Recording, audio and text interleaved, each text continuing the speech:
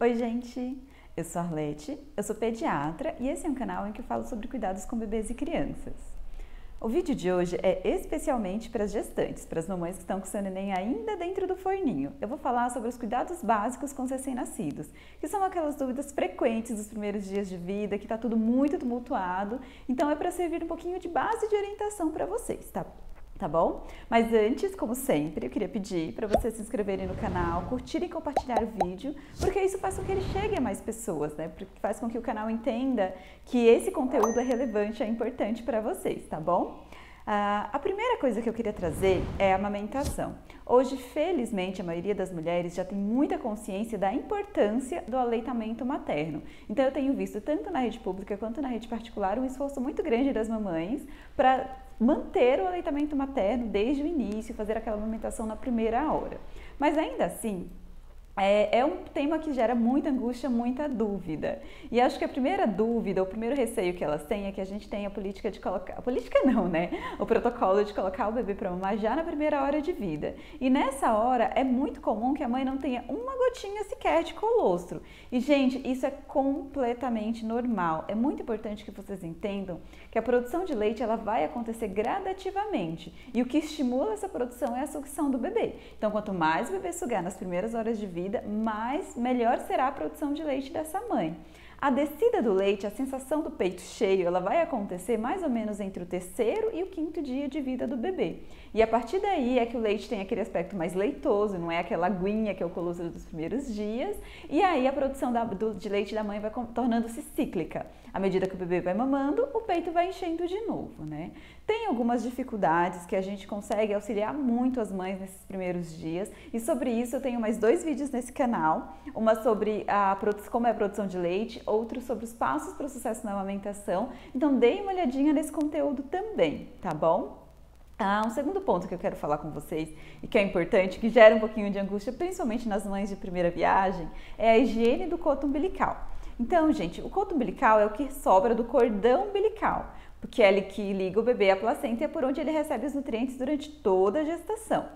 Imediatamente ao nascer, na verdade, idealmente depois de algum tempo que o bebê nasce, é feito o clampeamento do cordão e é cortado bem curtinho, mais ou menos 2 centímetros da base, e fica com o clamp. No primeiro dia, esse cordão umbilical ele é bem gelatinoso. A partir do segundo dia, ele já começa a secar e passa por um processo que a gente chama de mumificação. Então, ele vai ficando enrijecido e escurecido e vai soltando da base e geralmente o coto cai entre 7 e 15 dias de vida e isso pode variar de um bebê para o outro. O que é importante? A higiene desse coto, ele precisa ser higienizado e a recomendação hoje é que essa higiene seja feita somente com álcool a 70%. Pode ser feito com algodão, com uma gasa, com cotonete, mas somente o álcool sem usar nenhum outro tipo de produto. Mas o que eu observo é que as mamães têm muito receio de higienizar o coto. Elas têm medo de que isso cause dor, que cause desconforto. Às vezes até causa um desconforto pelo contato do álcool gelado com a pele, mas é muito importante vocês entenderem que o coto umbilical não dói. Inclusive, quando ele cai, não causa nenhuma dor para o bebê. Então, tomem bastante cuidado, façam adequadamente a higienização. A gente às vezes recomenda fazer a cada troca de fralda, mas em média, uma vez por período, né? Uma vez de manhã, uma vez à tarde, uma vez à noite, faça a higienização do coto umbilical com álcool 70 e mantenha sempre limpo, sempre seco e sempre ventilado, tá bom? O banho do bebê. As mães de primeira viagem também têm um pouquinho de receio no banho. Mas não tem muito segredo, mas alguns detalhes a gente chama a atenção. Primeiro, a temperatura da água. Naturalmente a gente toma banho muito quente, gente, mas para a pele do bebê que é muito sensível, a água em temperaturas elevadas pode ser muito lesivo. Então é importante ter o termômetro de banheira mesmo e verificar essa temperatura, que pode ser feita também com o cotovelo. Mas idealmente a água do banho do bebê tem que estar em torno de 37 graus, não mais e não menos que isso, certo? Os sabonetes. Os melhores sabonetes para a pele do bebê são os sabonetes líquidos, que têm o pH mais ácido, que mais se aproximam do pH da pele, tá? Idealmente, você tem que usar produtos específicos para recém-nascido, que já tem esse cuidado, e produtos que tenham na sua composição ingredientes mais naturais, que não tenham os parabenos, petrolatos, esses produtos que podem ser lesivos e a absorção deles ainda tem efeitos negativos no organismo. Então, fazer uma boa escolha dos produtos de higiene para o bebê. E uma dúvida muito comum é se precisa dar banho no bebê todos os dias, né? A verdade, gente, a recomendação do ponto de vista da dermatologia, dos cuidados com a pele, é que o bebê ele não precisa tomar banho todos os dias. Esse banho pode ser feito em dias alternados ou até a cada 2, 3 dias. Poderia ficar sem dar o banho no bebê. O bebê é limpinho, gente, mesmo a gente não dando banho. Só que pra gente é muito cultural dar o banho todos os dias. E aqui, dependendo da época do ano e do lugar que a gente está, é muito quente e o banho acaba sendo um conforto. Então a recomendação que eu costumo conversar com as mães é um caminho do meio. Se está muito quente, ou então se o bebê se suja muito, faz muito cocô, tem aquela fraldinha que está derramando, claro que a gente vai dar banho e higienizar o bebê. Mas que seja apenas uma vez por dia o banho com o uso do sabonete. Se precisar fazer uma higiene porque fez muito cocô ou porque está muito calor, que seja um banho rápido só com água para completar. Mas que não passe disso, de um banho por dia com o sabonete, de um banho de higiene por dia. Tem também o banho terapêutico, né, que é aquele banho no baldinho, no ofurô, para acalmar o bebê, isso também pode ser feito, mas a gente tem que tomar cuidado mesmo com essa exposição pela sensibilidade da pele do bebê. E uma dúvida também que vem junto com o banho é se pode hidratar a pele do bebê. Eu lembro que, como neonatologista, na alta eu falava para as mães que não podia, mas tem surgido novos artigos que discutem, né, a recomendação da hidratação da pele do bebê, inclusive como uma forma de prevenção da dermatite atópica, que é uma doença de pele, uma doença crônica de pele que vem se tornando cada vez mais frequente. Ainda não há uma comprovação de que esta hidratação terá um efeito protetor. Porém, os estudos que foram feitos testando a hidratação de alguns bebês não mostrou nenhum malefício em se hidratar a pele do bebê. Então, eu tenho sim recomendado que se faça essa hidratação após o banho, de novo, com produtos específicos para a pele do bebê. Então, tem que ser produtos mais naturais, sem esses ingredientes do mal e também em pequena quantidade, somente uma vez por dia. E aí já dá para criar alguns rituais, porque eu sempre falo também sobre criar rotinas com bebês. Inclusive tem também um vídeo no canal sobre como criar rotinas com o recém-nascido. Então fazer o banho sempre no mesmo horário, ver qual horário o bebê se sente mais confortável. Terminou o banho, faz a hidratação da pele e já aproveita para fazer uma massagem, que pode ser uma massagem só de toque mesmo, mas também tem a Chantala, que é uma massagem com passo a passo bem detalhado, mas que é muito bacana para acalmar o bebê, para fortalecer o vínculo, para ter um momento de carinho, de afeto com o bebê. Então aproveitem esse momento para também fazer esse ritualzinho de cuidado, de carinho com o bebê, que é super importante ter esses momentos de afeto, tá bom? Outra coisa super importante e que gera um pouco de angústia, até porque existem um pouco de divergências de opinião, é sobre a questão da segurança no berço para os bebês. O que acontece? A recomendação da Sociedade Brasileira de Pediatria e da Academia Americana de Pediatria é que o bebê durma no próprio berço, mas no quarto dos pais nos primeiros meses de vida, né? Ele nunca na cama dos pais, pelo risco de sufocamento, que leva à morte súbita do lactente, pelo risco de queda também. E no bercinho do bebê, sempre colocar o bebê de barriguinha para cima. Nunca colocar o bebê de lado e nem de bruços. Também pelo mesmo risco, pelo risco de sufocamento e de morte súbita do lactente. Isso porque nos primeiros meses o bebê não consegue girar o tronco, ele não consegue mudar de posição. Então se você colocar ele de bruços, é de bruços que ele vai ficar. E o que acontece? Se ele encostar muito o narizinho no colchãozinho, no lençol, no cobertorzinho, ele pode começar a ficar com falta de ar e fazer reinalação de CO2. E isso leva ao sufocamento. Então, gente, o mais seguro é o bebê no próprio berço, sempre de barriguinha para cima. Isso sempre pode ser discutido com o pediatra, existem algumas linhas de pensamento que defendem a cama compartilhada, mas vale a pena a gente ler, a gente entender o porquê das coisas, o porquê dessa recomendação. E eu particularmente recomendo dessa maneira, né, que o bebê fique sempre no próprio berço, que a gente não acostume o bebê a dormir em outros locais ou em outras posições, tá bom? Exposição solar.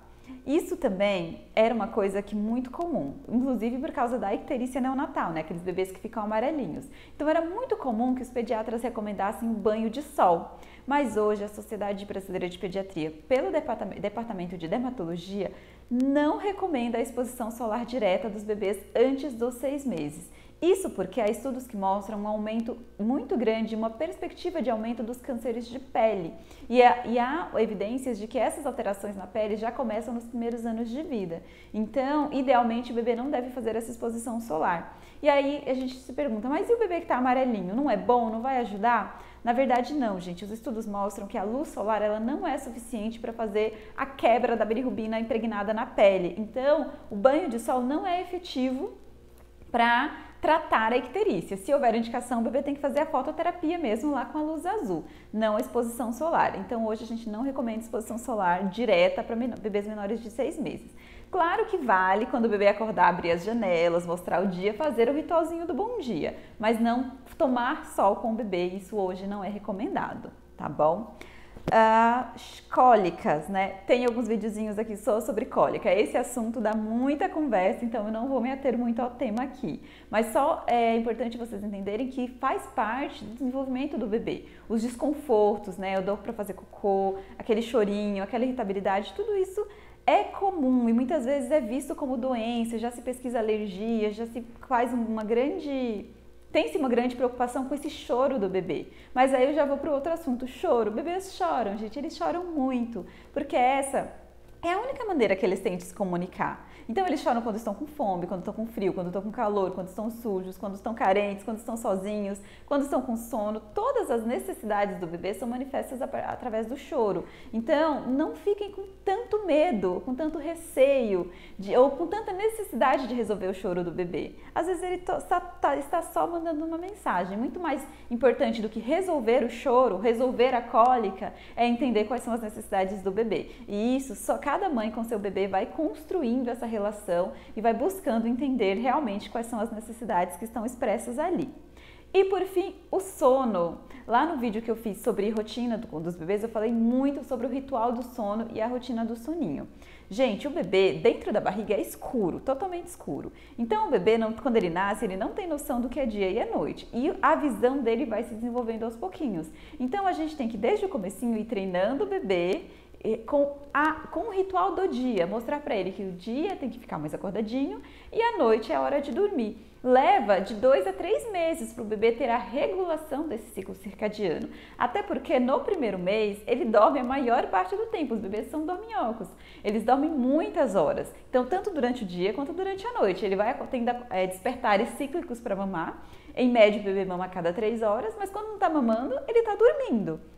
Mas aos pouquinhos a gente vai criando gatilhos, que é o que eu falei do ritual do soninho, o ritual do bom dia, para que o bebê comece a entender que o período do dia é para ficar mais acordadinho, o período da noite é para dormir. Então eu sempre recomendo que desde a chegada da maternidade você já crie um roteirinho para o bebê da hora de dormir. Então pode ser, por exemplo, a gente falou do banho, da massagem, então quem consegue dar o banho à noite, então dá o banho, faz a massagem, põe para mamar e vai colocar o bebê no berço.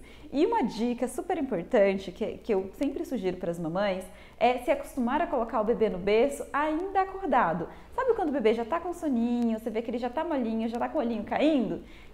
Não espera ele dormir no colo ou no peito ninando, já coloca ele no berço e fica do lado, fica ali fazendo carinho, fazendo uma vozinha mais baixa, até cantando uma canção de ninar, para que esse bebê entenda que ali é o lugar de dormir e que o berço é um lugar seguro. Ele vai lembrar que você estava lá e quando ele acordar no berço, ele vai se sentir seguro lá. Parece estranho a gente falar para vocês fazerem isso com recém-nascido, é muito natural a mãe ter o hábito de pôr o bebê, de deixar o bebê dormir no peito ou dormir no colo, ninando.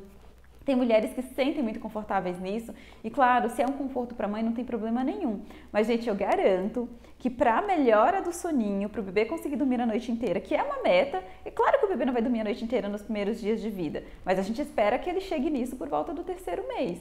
Para que isso aconteça, é muito importante esse tipo de gatilho, esses rituaizinhos, essa rotina. Muita disciplina aí nas rotinas e nos cuidados com os bebês, tá bom?